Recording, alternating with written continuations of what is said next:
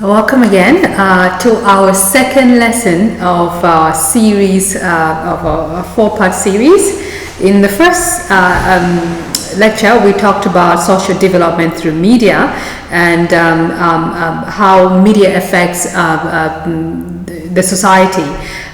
Today, we also talked about the difference between mass media, mass communication, and culture. Now, in this lesson, I'm going to talk about media influence on culture and the functions of media. And we'll also look at the different types of theories that would then contextualize or explain in depth what the functions of media and how it affects society through that. Despite the claim that reporters only report the facts, the data reporters they chose to convey construct a reality that audience then interpret in accordance with their own perceptions. This is that sociologists or those who then criticize media or journalists in general call it as a mediated society where both media reflects and shapes the culture of either a group of people or individual or society as a whole. So with this, we want to explore the role and the influence of media in depth.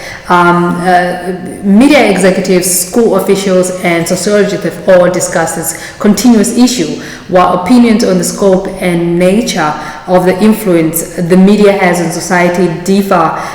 Everyone acknowledges that it is a constant feature of contemporary culture.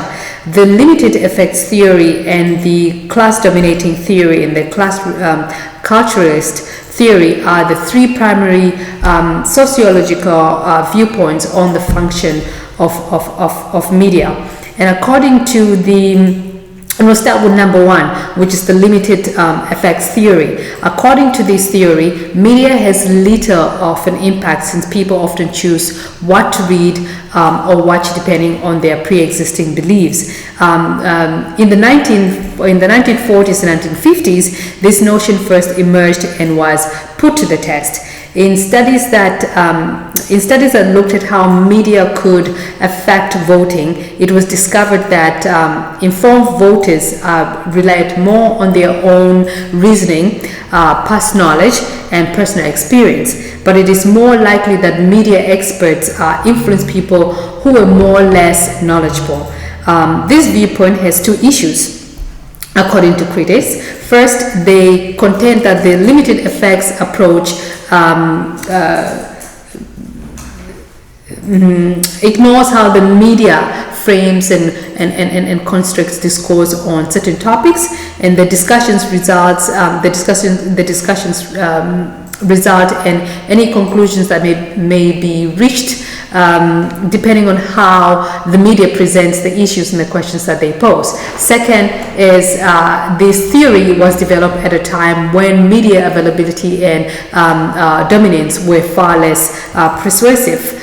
And then we go to class-dominate theory, and according to this theory, a minority elite that dominates the media reflects and projects its viewpoint through its media output.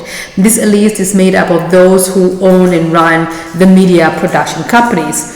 This point of view's proponents are especially concerned with the widespread corporate mergers of media organizations, which reduces competition and places big businesses in control of media, especially news media. In Namibia, we have three major media corporate mergers that happened, and one that recently happened. The first one is the Namibia Media Holdings, which then owns the Allgemeine Zeitung, that is a German newspaper, and then the Republican newspaper, that is the Afrikaans newspaper, and then the Namibian Sun, which is an English newspaper. All these newspapers run together under one house, which is the Namibia Media Holdings. Then we have this new one, which is called Feature Media. Feature Media has got, which is a broadcast. Feature Media holds or runs hosts four other broadcasting stations or radio stations, and those would be then Ombulunga Radio, Nova Radio, and the more popular, the Fresh FM radio. Okay, they worry that when this sort of media conglomerates or businesses are merged together, they worry that when ownership is constrained, a small number of people will be able to control what others see or hear. For instance, business owners can simply dodge or suppress news that reveal unethical corporate behavior or demand accountability from firms. Okay, the issue of sponsorship also adds to this problem. Advertising dollars fund most media, so networks aim programming at the largest possible audience, because the broader the appeal, the greater the potential purchasing audience, and the easier selling airtime to advertisers becomes. Thus, news organizations may shy away from negative stories about corporations, especially parent corporations that finance large advertising companies in their newspaper or on the stations. And according to researchers, when this becomes a problem, television networks are receiving millions of dollars in advertising from companies like, for example, Nike or other textile manufacturers, were slow to run stories on the news shows about possible human rights violations by these companies in foreign countries. Okay. So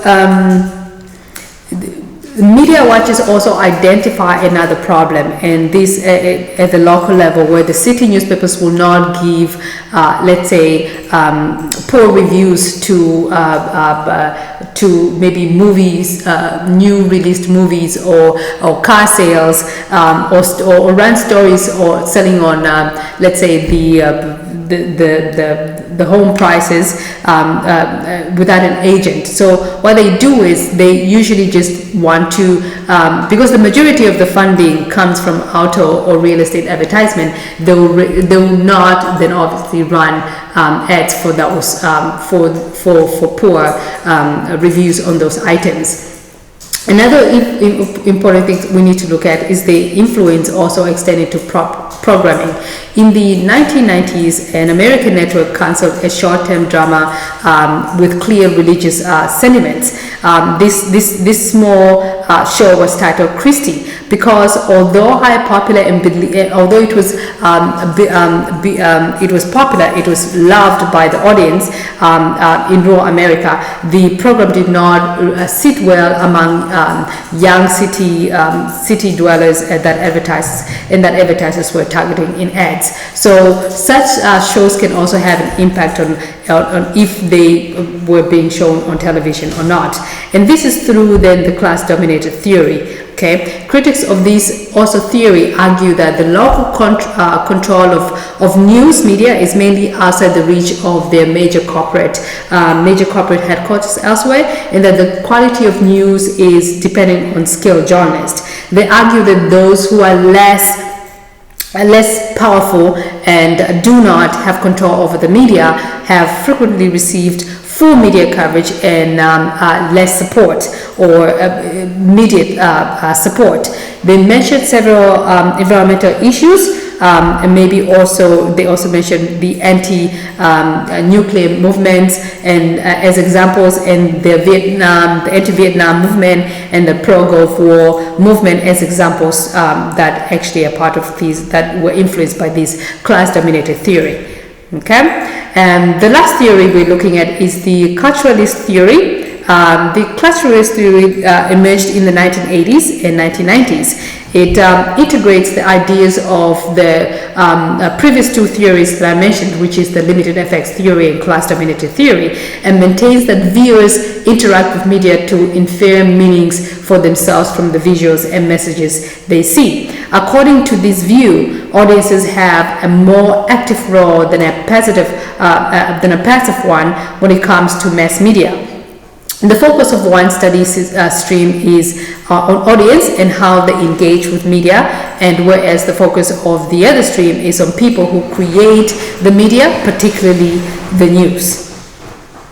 Theorists emphasize that audiences choose what to watch from a wide range of possibilities, how much to watch, and many prefer to mute the button or use the digital remote over the program chosen by the network or cable station. Okay, sociologists examines mass media, while linguists who conduct text readings and interpretation studies both understand that both types of studies discover that when people encounter content, whether written text or media pictures and messages, they interpret it based on their own knowledge and experiences. When researchers ask different groups to explain the meaning of a specific song or a film, the perceptions vary greatly based on age, gender, color, ethnicity, and religious background. As a result, the cultural theory contend that while a few elite in a huge corporation may have considerable power over that information, over what information media generates and transmits, personal viewpoints plays a far more powerful impact on how audience members interpret such messages. Okay, I will end this section of the series right here, and then when we come back, we'll look at our next lesson, our next lecture, which will discuss media ethics, integrated newsroom, and also the digital divide that plays into the different layers of the newsroom and the horizontal and vertical system of the newsroom in today when it comes to digital age. Thank you.